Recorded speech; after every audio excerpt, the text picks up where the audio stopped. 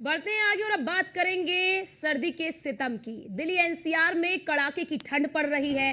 कई इलाकों में घना कोहरा छाया हुआ है। लोग अलाव का सहारा ले रहे हैं। आईएमडी ने ऑरेंज अलर्ट जारी कर दिया है। यूपी के आगरा, बुलंदशहर, कानपुर, हरदोई में कड़ाके की ठंड पड़ रही है।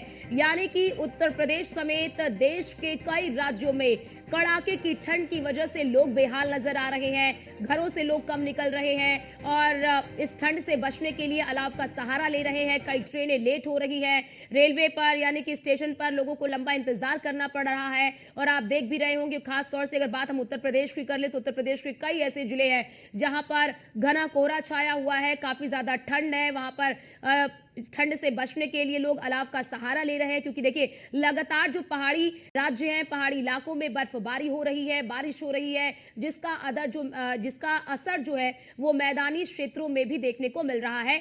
क्योंकि पहाड़ी इलाकों में बर्फबारी और बारिश हो रही है, जिसकी वजह से मैदानी इलाकों में भी ठंड का जो कहर है वो बढ़ता जा रहा है। और इसी वजह से आप देखेंगे कि सुबह के 10 बजे तक भी आसमान बहुत साफ आपको दिखाई नहीं देगा। सुबह 4 बजे, 5 बजे, 6 बजे जो लोग घर से निकल रहे हैं उन्हें घने कोहरे का सामना करना पड़ता है। और यही वजह है कि अब बढ़ते ठंड को देखते हुए लोग घरों से कम निकल रहे हैं। और ये जो ठंड अब बढ़ रही है, इससे कहीं ना कहीं जो है लोग काफी ज्यादा बीमार भी पड़ रहे हैं, क्योंकि एकदम मौसम ने करवट बदल ली है। अभी आपने देखा कि किस तरह से बीच में बूंदाबांदी भी हुई थी, बारिश भी हुई थी। तो ऐसे में लोग ठंड से बचने के लिए तमाम जो उपाय हैं उन उपायों को भी अपनाते हुए नजर आ रहे हैं। अलाव का सहारा ले रहे हैं। गर्म कपड़े हैं तो गर्म कपड़ों का सहारा ले रहे हैं। दिल्ली एनसीआर समेत देश के कई इलाकों में भीषण ठंड पड़ रही है। और ये कह लीजिए कि कपा देने वाली ये ठंड है और इसका प्रभाव भी देखने को मिल रहा है। कई उड़ानें आपने देखा कि किस तरह से कई उड़ानें रद्द कर दी जा रही है, क्योंकि आसमान में घना कोहरा छाया हुआ है।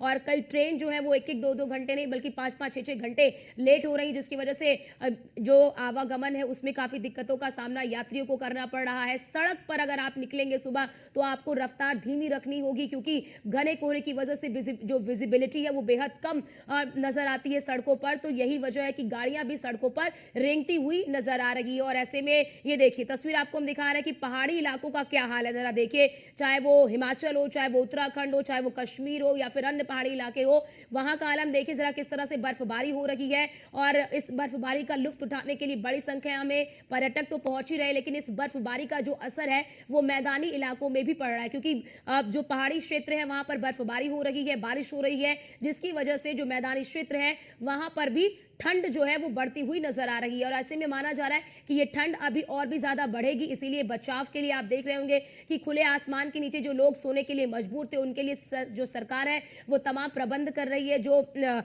रैन बसेरे हैं उनका इंतजाम किया गया है, ताकि लोग इस कड़ाके की ठंड में सड़क पर सोने के लिए और खुले आसमान में सोने के लिए वो मजबूर ना हो। और रैन बसेरों में भी तमाम जो व्यवस्थाएं हैं, चाहे वो कंबल की व्यवस्था हो, चाहे वो बेड की व्यवस्था हो, अब चाहे वो गर्म कपड़े की व्यवस्था हो, चाहे अलाव की व्यवस्था हो, तमाम व्यवस्थाएं की जा रही हैं ताकि लोग ठंड की वजह से अपनी जान ना गंवाएं। और देश के तमाम हिस्सों से इसी तरह की तस्वीर आप देखेंगे, क्योंकि काफी ज्यादा ठंड बढ़ रही है। दिसंबर में आपने देखा होगा कितनी ठंड नहीं थी, लेकिन अब जैसे जैसे समय बढ़ रहा है ठंड भी बढ़ती हुई नजर आ रही है।